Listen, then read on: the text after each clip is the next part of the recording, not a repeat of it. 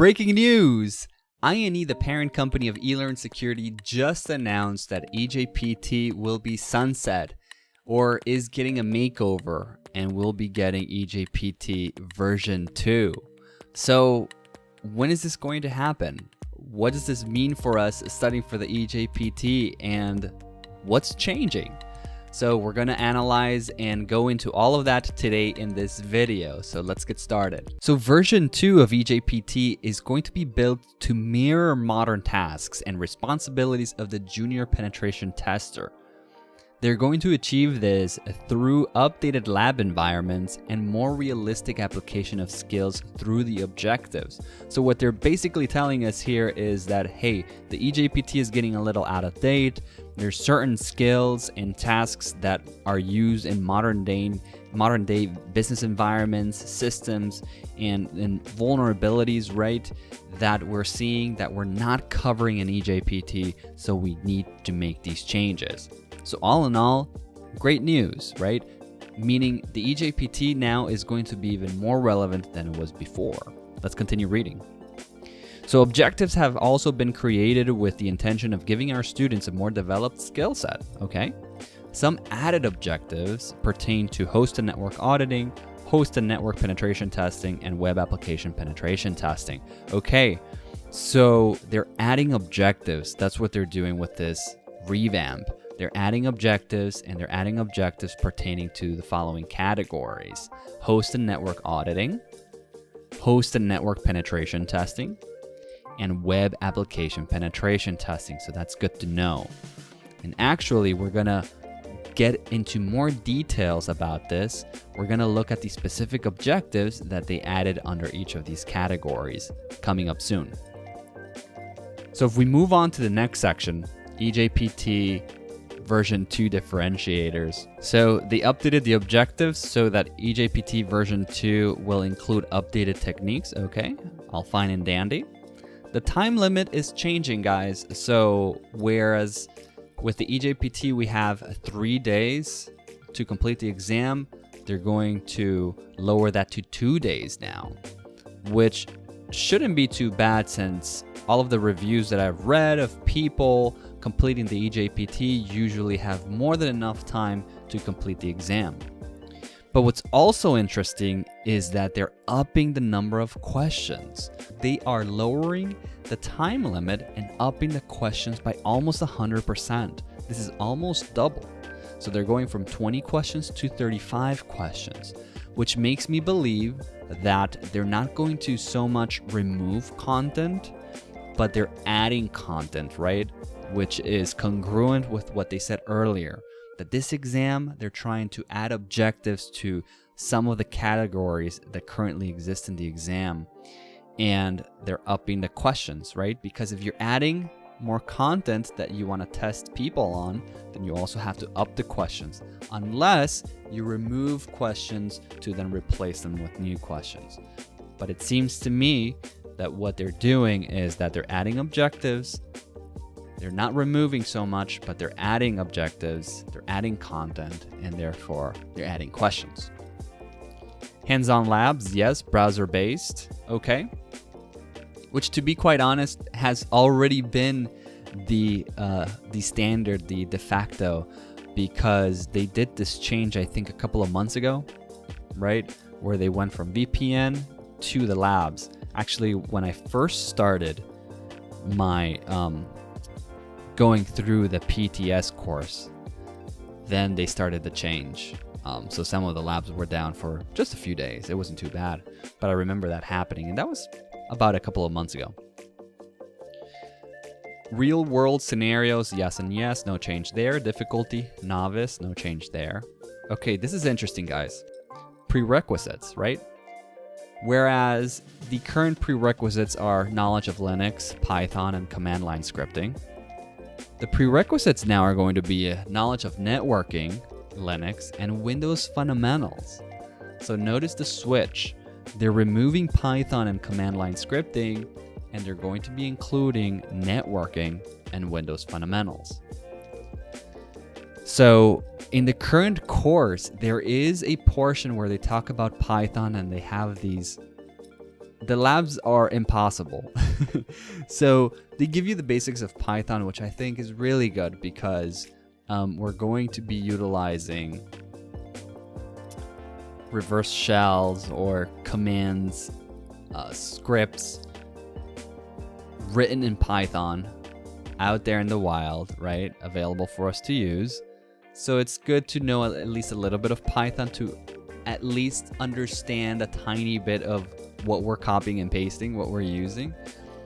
But the labs were super hard. The labs here wanted you to create a brand new script and yeah, it just felt so out of place. So I think it is actually good that they're removing that, unless, you know, I'm all for learning Python, but if your lab is going to ask me to write a script to perform a specific function, then teach me how to do that.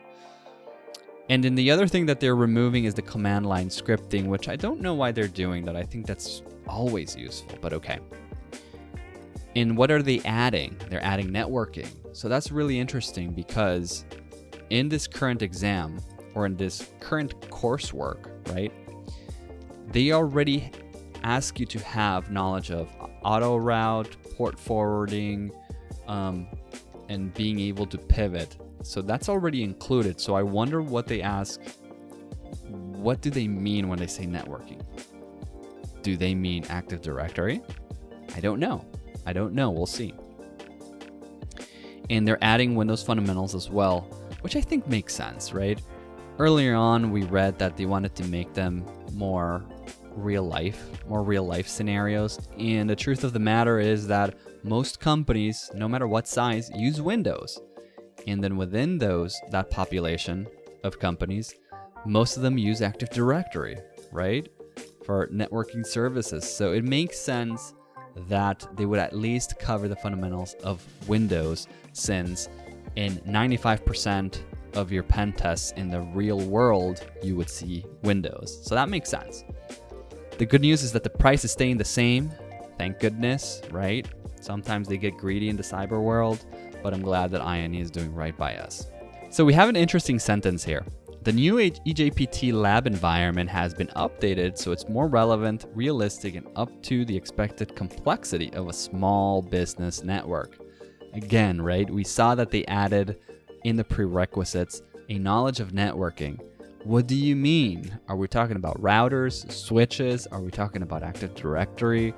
So I think that they may be thinking about Active Directory, guys. I mean, if they're adding Windows fundamentals, if they're talking about mirroring the reality of a small company network, they might be talking about Active Directory, which would also be in line with what the other certifications are doing. So the OSCP in January or December announced that they were going to remove the buffer overflow machine, and they're going to be adding Active Directory instead, which would be a requirement. The up-and-coming PNPT certification from TCM Security also has a portion in Active Directory. So is INE moving in the same direction? It could be. And if so, I think that's a good thing, because Active Directory is key for pivoting and mobility once you're already inside a network environment. So I think that would be great. Now, on the other side of the coin, it's kind of like, okay, if you're preparing for the eJPT and you just begun, or you're halfway done, right? Do you wait for the second exam? And if you do, it looks like you're going to be presented with quite a bit of material that might significantly put you behind your study goals. So that's a bit of a dilemma. I actually find myself in this dilemma. So I have gone through the course, I'm redoing the labs, and I'm doing the black boxes that they currently have. My dilemma is, do I wait to take the exam to go over the new course and material, which, to be quite honest with you, I'm curious about it, and to go over the second exam or do I wait? So what would you guys do? I'm really interested to hear what you guys have to say. What do you think? What would you do? What do you think I should do? Tell me, let me know your thoughts down below in the comments. Okay, learning objectives. Remember we read earlier, there were 4 different categories and they added new objectives to them. So here we go. Let's nitpick and see what we can gather from these. So assessment methodologies domain, which is 25% of the exam, there's 2 objectives that they added to this. One is evaluate information and the criticality or impact of vulnerabilities. So this sounds like being able to categorize by criticality, to list them from most critical to least critical, being able to identify that an RCE or a remote code execution vulnerability is the most critical and identifying that. So maybe there's questions somewhere around that. The second one is identify open ports and services on a target. Okay, so that sounds like an Nmap scan. So I don't know what the current exam tests you on related to the scanning and Nmap. I would suppose that they test you on Nmap, but it sounds like they might add more questions or more difficult questions to this area. So the next category is host and network auditing domain, which is also 25% of the exam. So here they're gonna ask us to gather hash password information from a target. Okay, so I think that this is where this would be applied to the Windows machine, because if you're able to exploit the Windows machine using Metasploit and you get a Metapredator shell, then you can run hash dump and then get all the hashes, which would later you would have to brute force them to get the password and then utilize those live credentials in the systems. So looks like that's what they're going to be adding here. The second bullet point, which is enumerate network information from files on the target. It might be Windows based as well. Maybe what they're asking here, what they're going to require is to navigate to the registry, to be able to pull different information like the host key or the H key, I forget what it's called. But there's different files in the registry which are pretty key in Windows. Right now, they do not cover any Windows at all in the eJPT. So I think that this is a good addition. Okay, moving to the next one, host and network pen testing domain. So here, they expect us to conduct a brute force password attack. Okay, so remember we talked about getting the hashes off of the Windows machine and then cracking them using brute force? Well, here it is. That's exactly what they want you to do. So it looks like this will also be part of the new Windows machines and content that they'll be adding to their exam. The second piece to this category is conduct exploitation with Metasploit, which I'm really surprised because Metasploit is a module included in the current certification in the current course. And I wonder if the current exam tests you on that or not. So I'm surprised that they're adding Metasploit and that they're actually not covering this in the current exam. I'm also surprised that they don't ask about brute force in the current exam. Now, I'm not saying whether they do or don't, because again, I have not taken the exam, so I have no idea. But I am assuming that based off of them saying that these are the added objectives. So I'm assuming that they currently do not test on that. So, which I think it's good, right? I mean, eJPT is a very entry-level exam. It should definitely have brute force, which is one of the first 3 things you learn. I think the first 3 things I learned getting into pen testing was brute force, FTP anonymously, and Metasploit. So we have 2 out of the 3 here. I think it's a good idea to include that. The next area is web application attacks, and they're going to add a cross-site scripting. So in the current course, they do cover cross-site scripting, and they do an excellent job at covering it. But I guess in the exam, they do not test you on it. They probably only test you in SQL injection, but now they're going to test you on cross-site scripting, which I think is awesome. And the second portion to this is locate the hidden file and directories, which would be your Go, Buster, Derb, etc.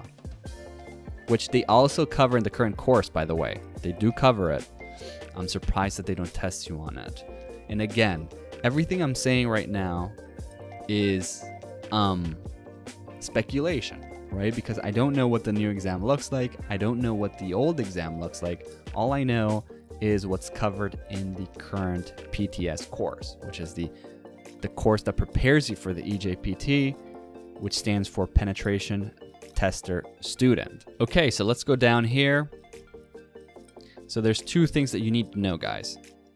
When you purchase a voucher to take the exam, you have 180 days to use it, okay? If not, it expires. 180 days is 6 months. Sounds like a long time, but we know that in the pen tester world, in the student, in the grasshopper, noob, wannabe pen tester world where we're studying and busting our butts, we know that 180 days is not a long time. So just keep that in mind if you already purchased your voucher, like me.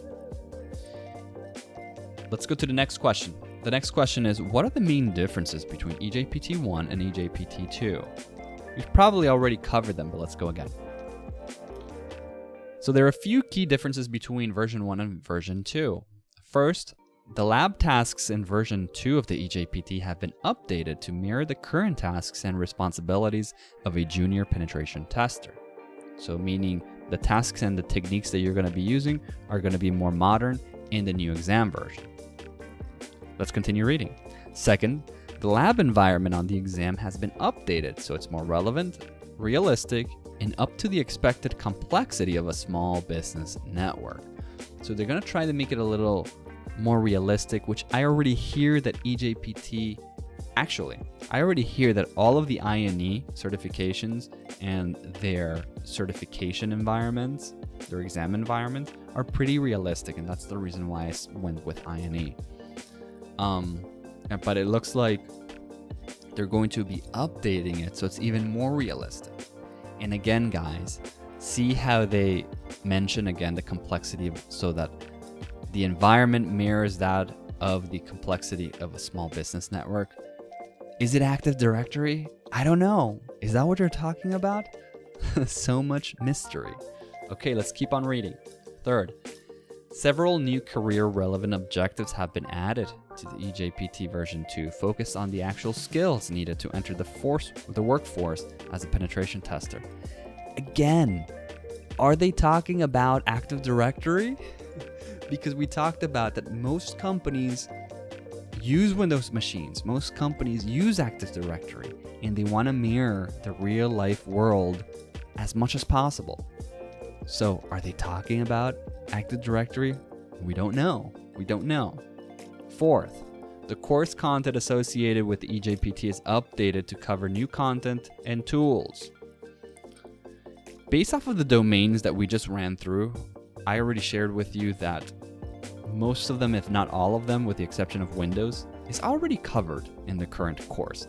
So I don't know what new tools they're going to be introducing, but we shall see. Maybe new techniques and tools that I don't know about because I'm studying the old one, right? So just something to keep in mind.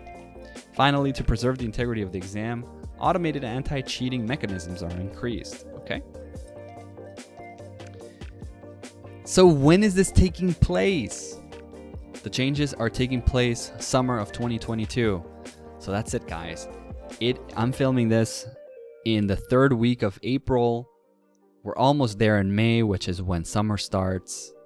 This could be as soon as just a few weeks from now, or maybe even a month and a half, 2 months after this. We don't know. They're just saying summer 2022.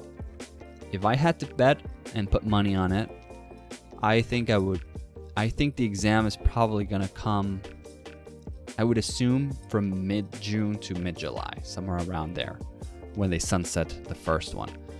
If that's the case, again, this is pure speculation, so don't hold me to this. I don't know. I don't work for INE.